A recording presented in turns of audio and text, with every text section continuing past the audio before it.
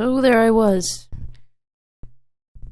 5 years old, having a seizure, 7 o'clock in the morning, in my childhood home. My mom urgently calling 911. Firefighters showing up to my house, rushing into my room, taking me, putting me in the back of an ambulance, rushing me to the hospital. Had my mom not found me right in that moment, I'm not sure I'd be sitting here right now. This is my story. My name's Tony, and I've had type 1 diabetes for 18 years. I was diagnosed when I was almost 4 years old, so I've had it pretty much my whole life. I don't really remember a time without it. For those of you who don't know, type 1 diabetes is where your pancreas doesn't secrete a hormone called insulin to break down the sugars from the food that you eat. So because my pancreas doesn't do that, I have to do it myself. I administer insulin to myself by way of a pump. I'm responsible for checking my blood sugar and making sure that I am in the proper range that I need to be in. When I was little, my parents took care of me. They were the ones to check my blood sugar. They were the ones to give me my insulin, whether it was through injection or through my pump. When we went to the doctors, they were the ones that communicated with the doctor what was going on, where my levels had been, stuff like that. There's a lot of stigma around type 1 diabetes, I think. In 6th grade, I was bullied for it. I needed to have an assortment of snacks in the classroom that I was in, just in case my blood sugar went too low.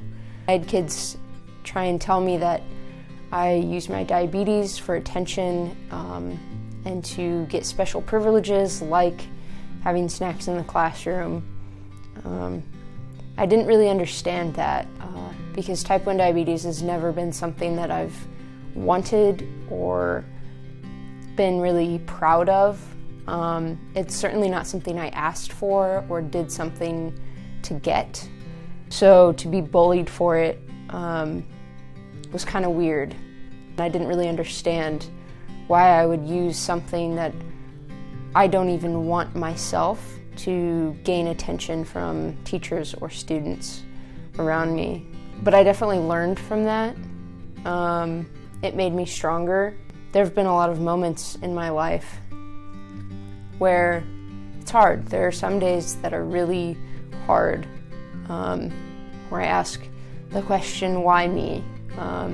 Why did God give me this?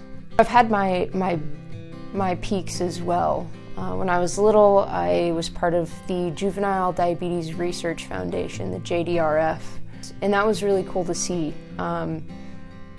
that there was a community out there. It definitely made me feel less alone, and I know that it probably made my parents feel less alone as well. You know, just realizing that along with other things in life, I'm given a purpose. I've learned that a purpose in life kind of touches all spheres of life. I've learned and kind of been showed that, you know, my purpose in being diagnosed with type 1 diabetes is to be an example to others. It showed me that life is valuable. If I don't take care of myself, you know, God forbid that could lead to me being in a hospital for a really long time, and if it gets bad enough, you know, I won't have a body to take care of. It's important to take care of myself because if I don't, I won't be there to see the rest of my life unfold, essentially. Insulin is like air, food, and water to type 1 diabetics. A big part of my parents taking care of me when I was little was buying the insulin that I needed to live. It's not ever something I thought about really when I was little. I didn't have to worry about it. It wasn't for me to worry about. Now, as an adult, it is something I have to think about. It is something I have to worry about. Last semester, I did a project in my geography class about insulin prices because I, by way of being a 22-year-old type 1 diabetic, had started to see on social media the discrepancy between insulin prices in America and insulin prices in other places in the world. And this wasn't, again, something I had really thought about ever before. Now I know how crazy it is that a vial of insulin in the United States can range between $170 to $300. So as an adult, it's hit me pretty hard that pharmacy companies and the companies that make and distribute insulin like Eli Lilly have decided to charge diabetics for a hormone that is essential to live. It's pretty crazy to me, actually. And that's the point of this. For people to see this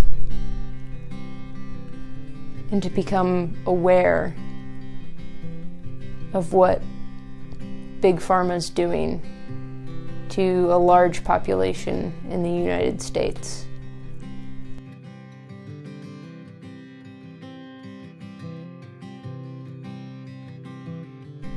I hope for change, and I hope by way of watching this, you will too. There are a lot of things that diabetics and non-diabetics can do. Donating to different charities, donating to different organizations that are day in and day out trying to make a change. We don't deserve to be taken advantage of. We don't deserve to be told our lives cost over $1,000 a month. Over $1,000 a month to just stay alive. I don't think that's right. I hope one day in the United States it only costs $10 to survive.